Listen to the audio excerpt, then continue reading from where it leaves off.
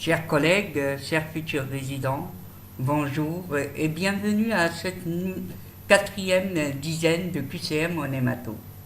Aujourd'hui, j'ai décidé de consacrer cette dizaine de QCM à la transfusion sanguine et au groupe sanguin, car bientôt je vais vous faire un récapitulatif sur ces deux cours. Et maintenant, on enchaîne directement avec la première question. Donc, un homme âgé de 50 ans qui a une anémie sévère à 3 grammes par décilitre. Il a reçu une transfusion massive de 9 kiloglobulaires pendant les 24 heures. Quelles sont les complications qu'il peut avoir? Est-ce qu'il peut avoir une thrombopénie? Bien sûr, la thrombopénie est une complication de la transfusion massive. Elle est due à une hyperconsommation de ces plaquettes. Donc la première réponse est juste. Est-ce qu'on peut avoir une hypercalcémie? Pas du tout.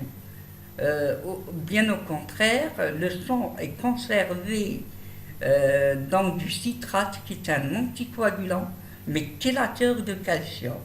Et donc une injection massive de citrate va entraîner bien au contraire une hypocalcémie et non une hypercalcémie.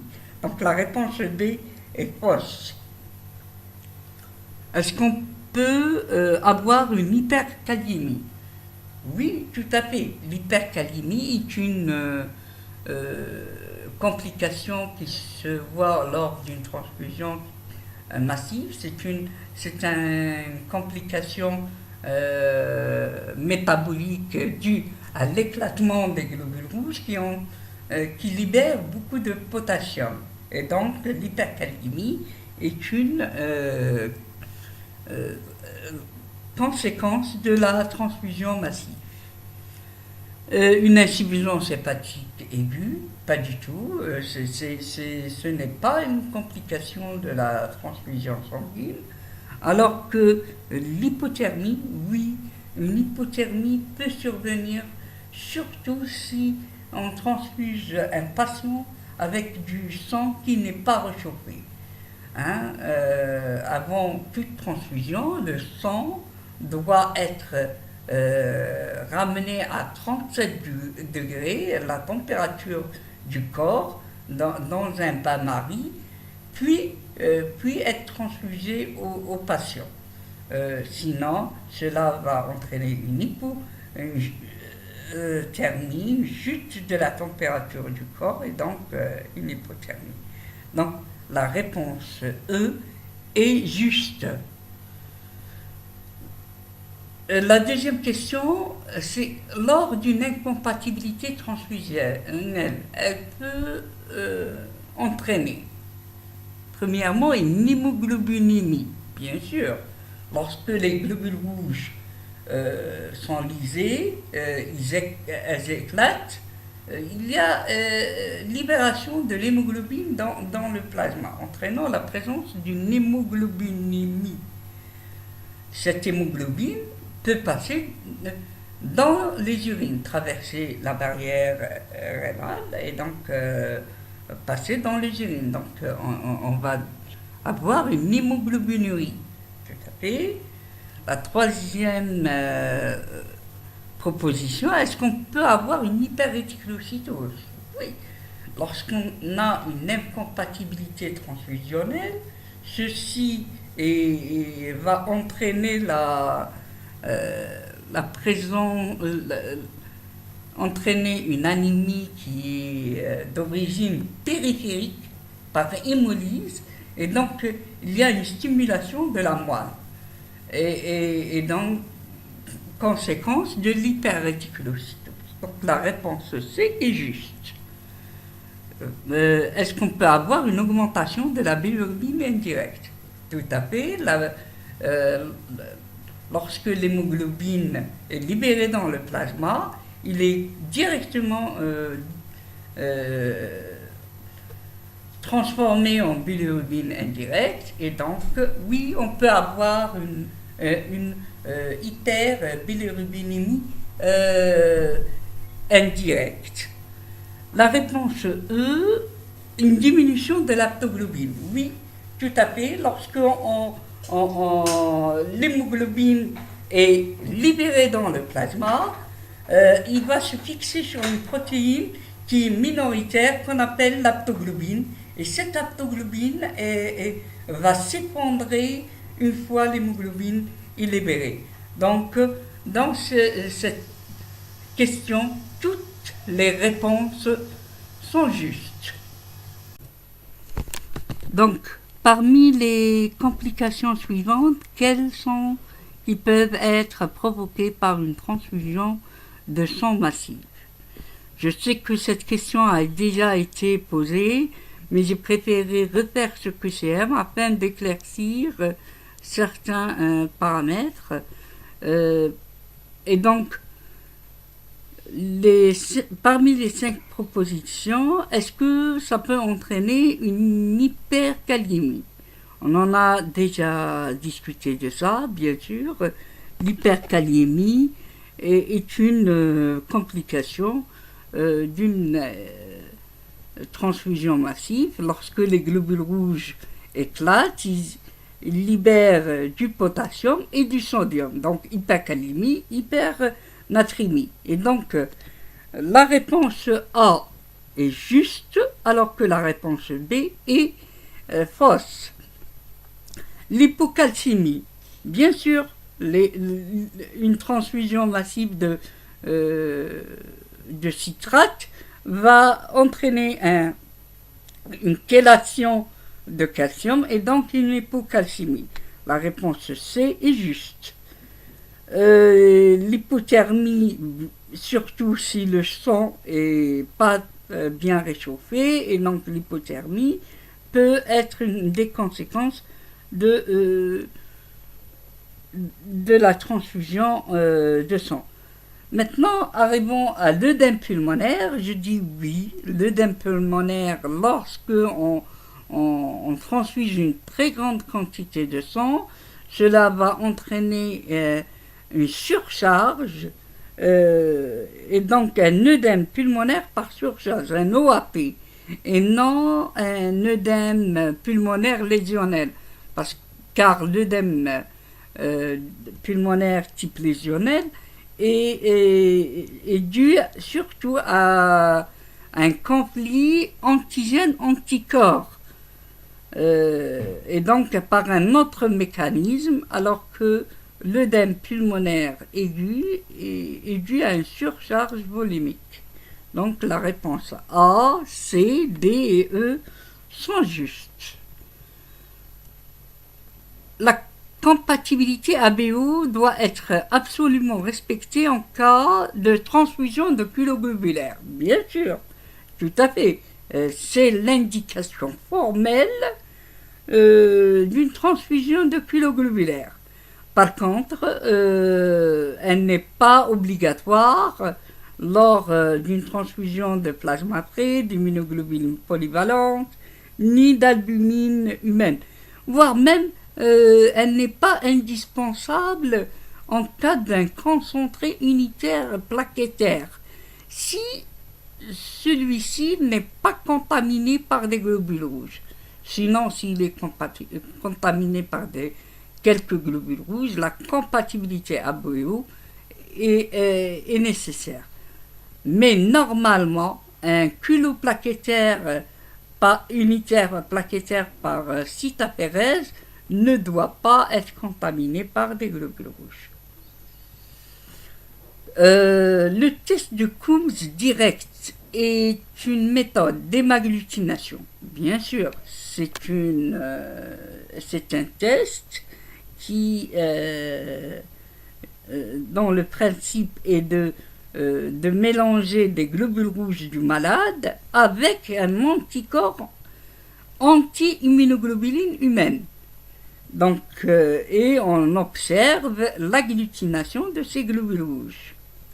Donc oui, c'est un test d'hémagglutination. Est-ce que c'est un dosage des anticorps anti-érythrocytaires présents dans le sérum? Non. Déjà, le mot dosage fait appel à une titration, c'est-à-dire une quantification d'anticorps, alors que le test de Coombs est une technique de qualitatif pour la présence ou non d'anticorps sur les globules rouges. Donc, ce n'est pas un dosage et il ne recherche pas d'anticorps anti-érythrocytaires dans le sérum, car cette technique est appelée test de Coombs indirect. Lorsqu'on recherche des anticorps dans le sérum, surtout dans les incompatibilités fœto-maternelles, à la recherche d'anticorps anti-D dans le sérum, on appelle cette technique un test de Coombs qui est indirect, alors que le test de Coombs direct va chercher des anticorps sur les globules rouges. Ce n'est pas une technique radio-immunologique, pas du tout, ni d'immunoprécipitation. Alors la réponse B, C et D sont à éliminer. La réponse E est juste, vu que le test de Coombs direct permet de mettre en évidence des auto-anticorps fixés sur les globules rouges. Donc, la réponse E est juste. Un sujet du groupe AB. Est-ce qu'il a des anticorps naturels réguliers anti-A? Pas du tout. Vu qu'il possède les antigènes A et B, forcément, il n'a ni anticorps anti-A ni anti-B. Donc la réponse A et B sont à éliminer. Est-ce qu'il a un anticorps naturel régulier anti-H? Non, vu qu'il possède les antigènes A et B, cela veut dire qu'il possède forcément la substance H. Et un individu qui est porteur de l'antigène anti-H ou la substance H ne peut pas produire d'anticorps anti-H. Seuls les sujets de phénotype Bombay possèdent un anticorps naturel régulier anti-H. Donc, la réponse A, B et C sont à éliminer. Et donc, ils ne possèdent aucun anticorps naturel régulier, ce sujet-là. Donc, voilà, la réponse D est la réponse juste. La question suivante, un sujet qui est de groupe grand E, grand D, petit c, grand E, est transfusé par des hématies de groupe grand E, grand C, petit d, grand E, petit e. Il peut avoir un anticorps anti-petit d. Non, il ne peut pas avoir un anticorps anti-petit d, vu que le petit d ne représente pas un antigène, mais l'absence d'antigène. C'est-à-dire que les personnes qui sont petit t, petit d ne possèdent aucun antigène D. Donc, ils ne peuvent pas avoir un anticorps anti-petit d. Est-ce qu'il peut avoir un anticorps anti-grand C? Oui, tout à fait. Vu que le donneur est de phénotype grand C, petit c, et que le grand C est absent chez le receveur, et donc un anticorps anti-grand C est possible chez ce malade. Oui.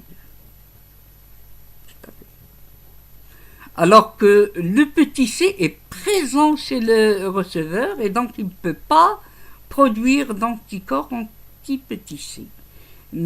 La même chose pour le grand E. Vu que l'antigène grand E est présent chez le malade, il ne peut pas produire d'anticorps anti-grand E. Alors, le malade ne possède pas d'antigène petit e, et donc il est capable de fabriquer des anticorps anti-petit e. Donc la réponse B et E sont justes. La question suivante, un groupe sanguin effectué chez un adulte met en évidence des agglutinines anti-A et anti-B.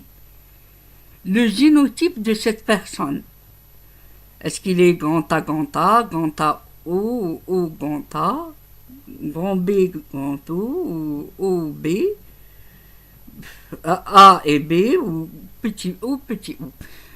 Déjà, vu qu'il possède un anticorps anti-A et un anticorps anti-B, c'est-à-dire qu'il ne possède ni l'agglutinine, ni l'antigène A, ni l'antigène B sur ces globules rouges.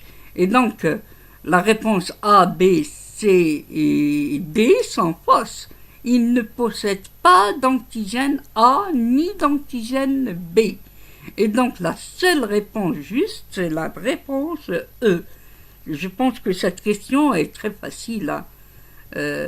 Voilà, la réponse E, il est de génotype grand E, grand O.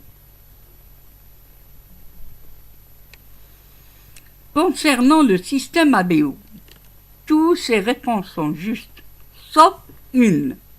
Donc il faut cocher la réponse qui est fausse. Le groupe AB possède un antigène A et B sur ces globules rouges. Oui, c'est la définition elle-même. Les antigènes A et B sont sur les globules rouges. Il possède le groupe A possède un anticorps anti-B sur les globules rouges. Non, les anticorps ne sont pas fixés sur les globules rouges. Les anticorps, déjà, se trouvent dans le sérum. Et donc la réponse B est fausse. On va quand même lire les autres réponses. Le groupe B possède un anticorps anti-A dans le plasma. Oui, tout à fait. Quelqu'un qui est du groupe B possède un anticorps anti-A dans le plasma. Le groupe O possède deux anticorps dans le plasma, anti-A et anti-B. Oui, tout à fait, la réponse D est juste. Le Bombay, il n'a pas de substance H sur les globules rouges, ça c'est juste. Et donc, vu qu'il n'a pas de substance H sur ces globules rouges, il possède un anticorps anti-H. Donc la seule réponse qui est fausse, c'est la réponse B, l'anticorps qui est sur les globules rouges. L'anticorps anti-B n'est pas sur les globules rouges, il est dans le plasma. Alors, je pense que c'est la dernière question. Les génotypes sont les suivants. Il faut cocher les réponses fausses. Je vous fais remarquer que le mot réponse s'écrit avec S et fausse avec S. Donc il faut cocher plusieurs réponses.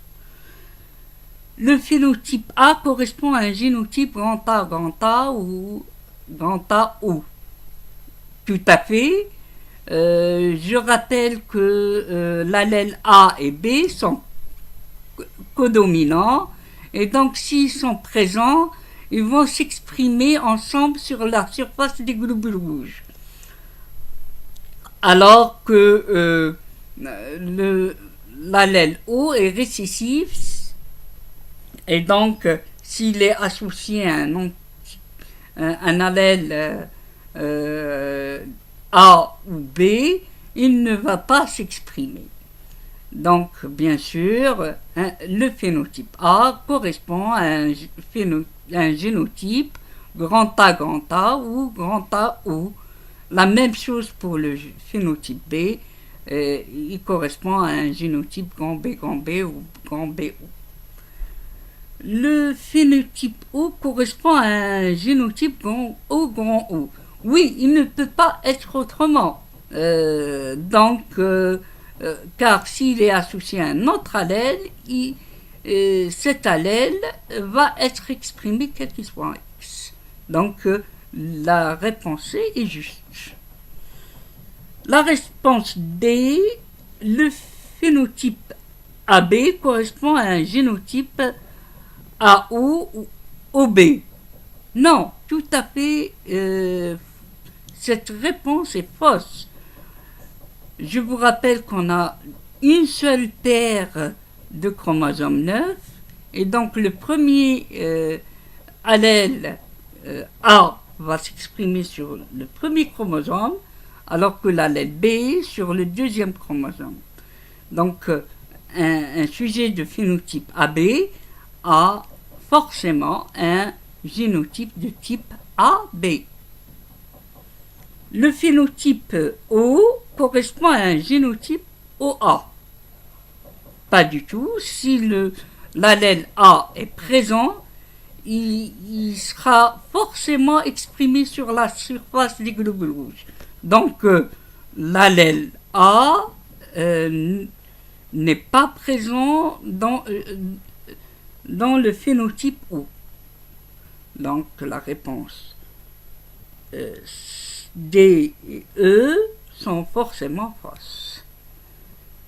Voilà, cette vidéo tire à sa fin. Avant de partir, je vous promets de vous faire un récapitulatif sur les accidents de la transfusion et les groupes sanguins. D'ici là, si cette vidéo vous a plu, je vous prie de vous abonner et de me mettre un grand pouce bleu vers le haut. Sinon, tant pis, hein, c'est un tout petit pouce vers le bas. Je vous remercie pour